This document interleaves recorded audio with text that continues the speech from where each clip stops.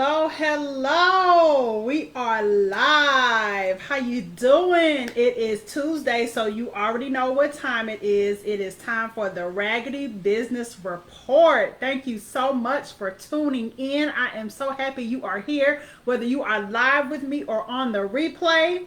I just appreciate you spending a little bit of your time with your girl because, time is something we can't never get back. So I don't ever take anyone sharing their time with me for granted.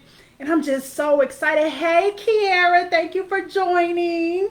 Hey, Kayla on Facebook. Yes, I am so excited. I don't know why I'm so crunk today. I really don't. Because the way I woke up this morning and what I had to deal with right after I woke up, I would have thought that today would have been a bad day. But that just goes to show that while we can have bad moments, doesn't have to ruin our day unless we allow them to. So I'm so happy to be before you all tonight. I'm going to give people just a few more moments to join in case they running late, running behind. Y'all know I'm a punctual individual. I am going to be on time.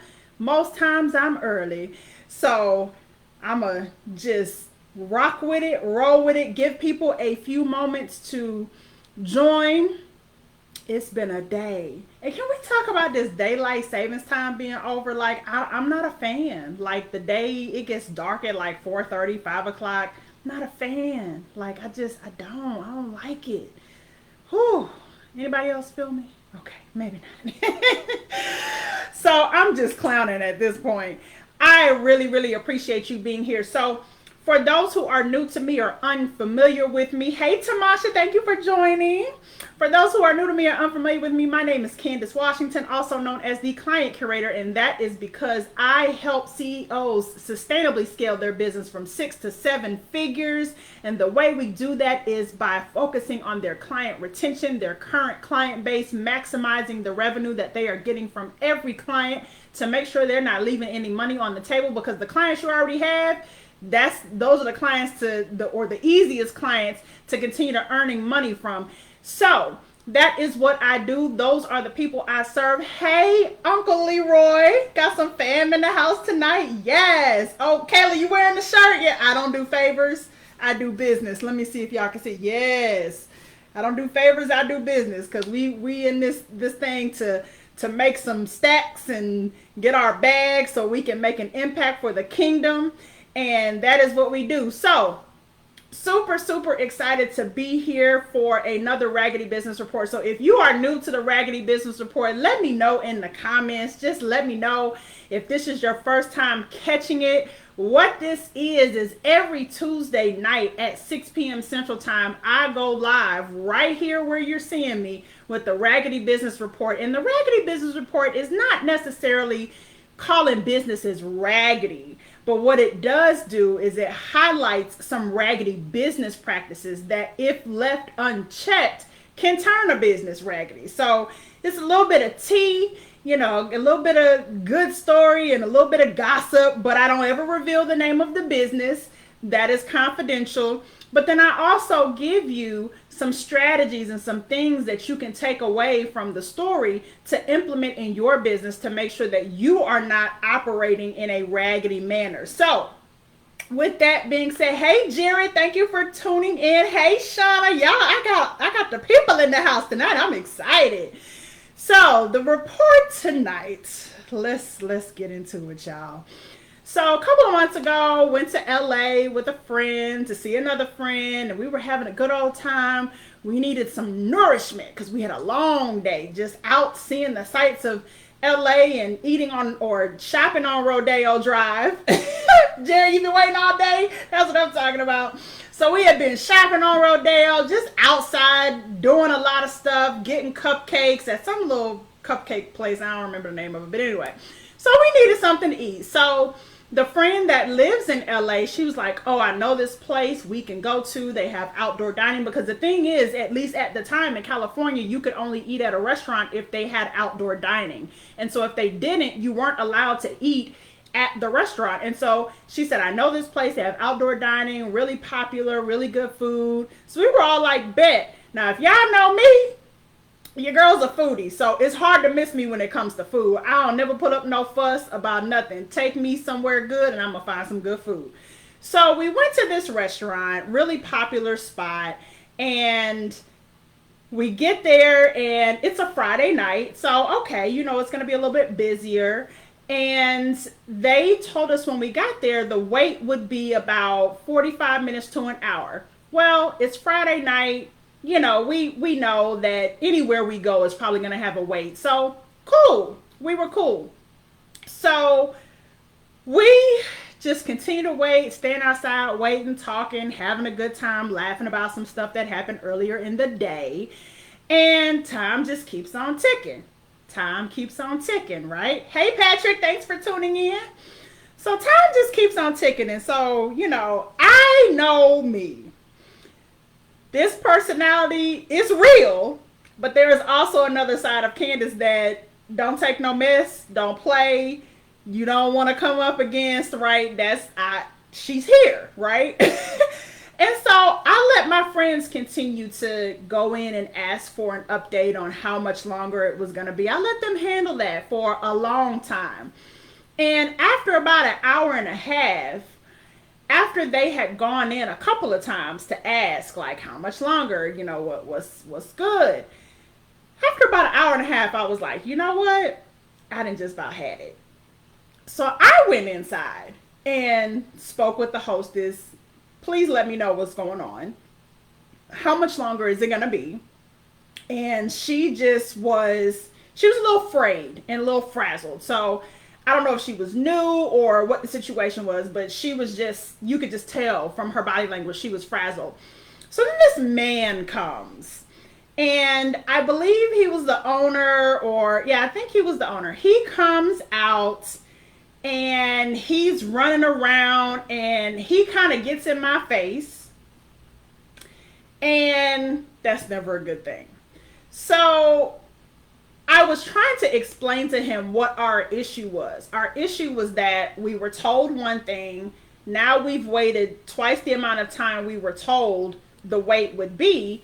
And we just want a realistic update of how much longer we're going to have to wait to be seated. Like, that's all we wanted.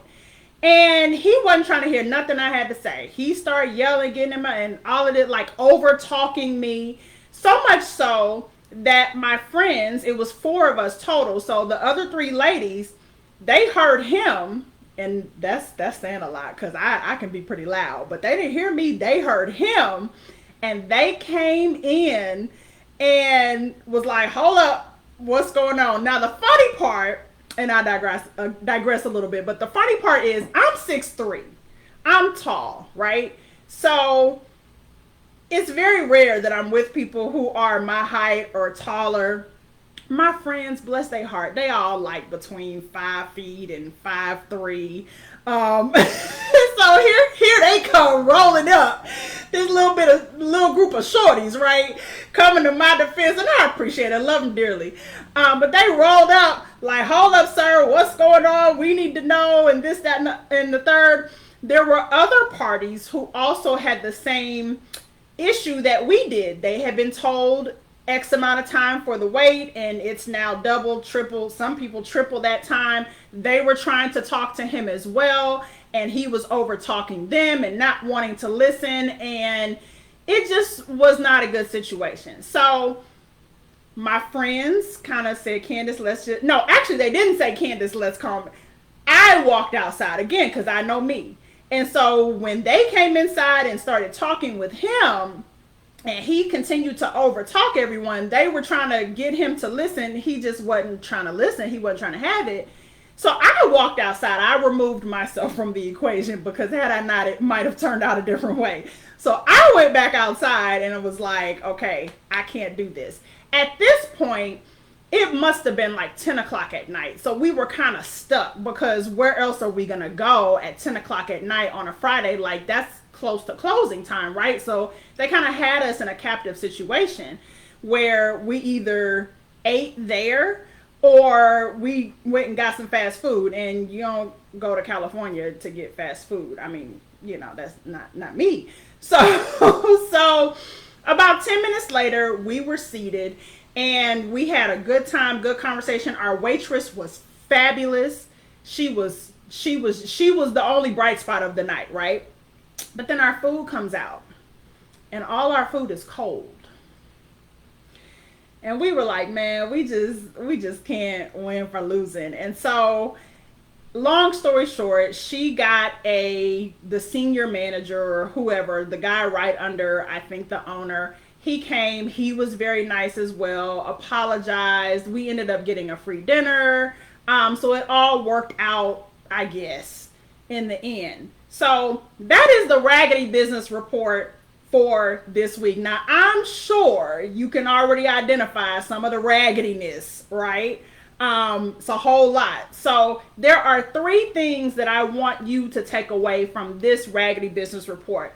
The first thing is, when it comes to interacting with your clients and your customers, set realistic expectations, period. It doesn't matter if it's a project, if it's a delivery date, if it's a delivery time, if it's a deliverable, whatever it is, set realistic expectations, because most people are reasonable people.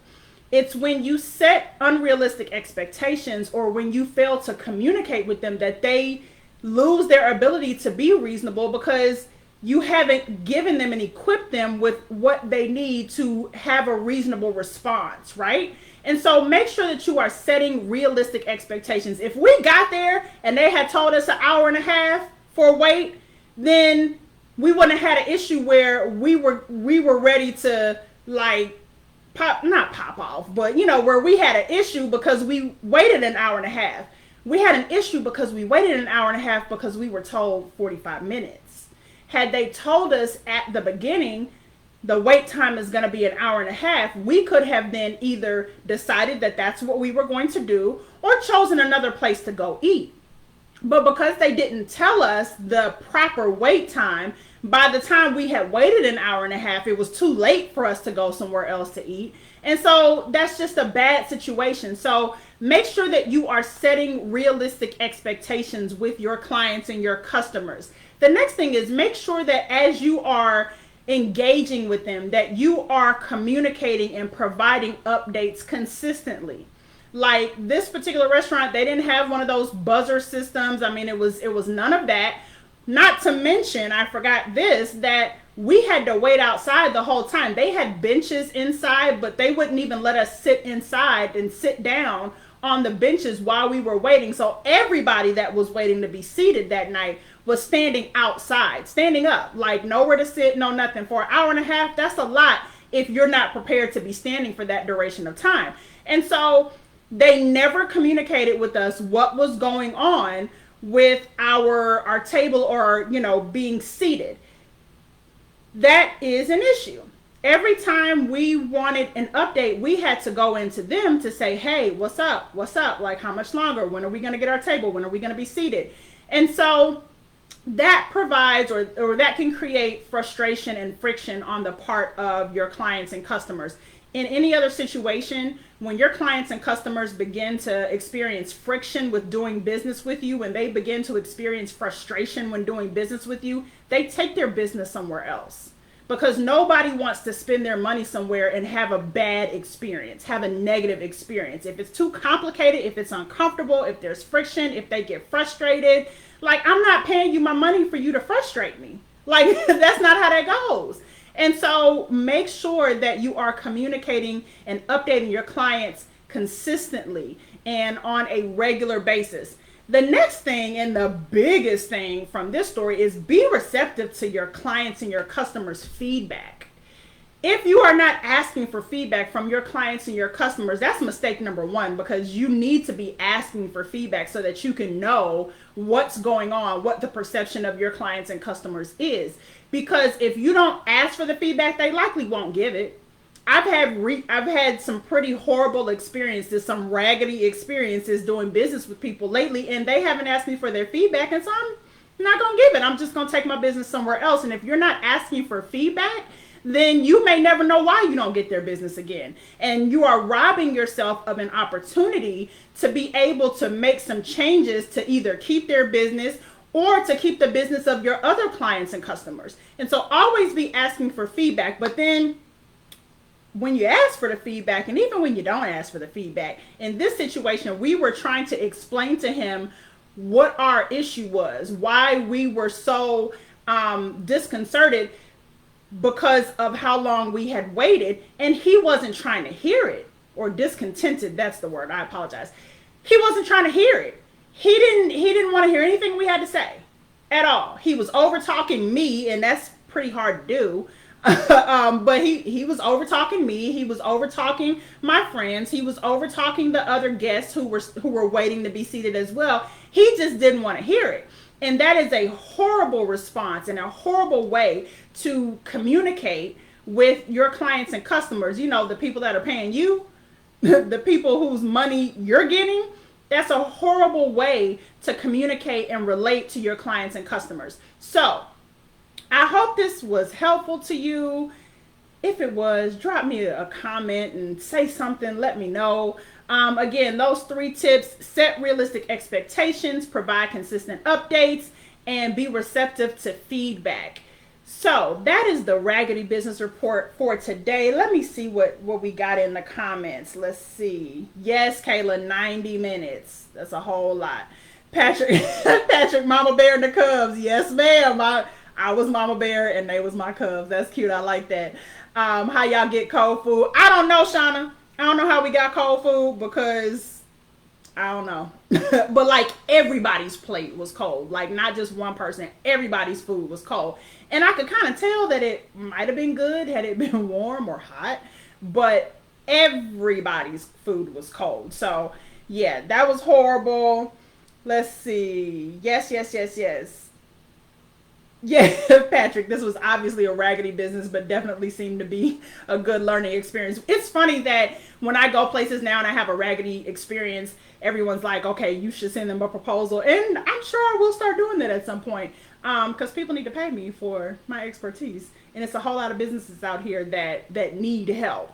And that's why I say just because you have raggedy business practices doesn't necessarily mean your business is raggedy, but you want to check those things and make them a lot better before they do turn your business raggedy, right? So let's see, Mr. Mason, let's see, shout out Kiara, shout out to the shorty friends. Yes, honey. Yes.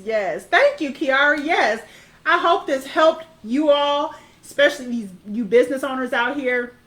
Got to be mindful of how we communicate with our clients, how we care for our clients, just the whole client experience from start to finish. It really does matter. And we just really have to be mindful how we are serving people in these spaces, especially if you're a kingdom business owner. Like, you really can't be raggedy. You really have to be sure, and we really have to be sure that we are serving with excellence at all times.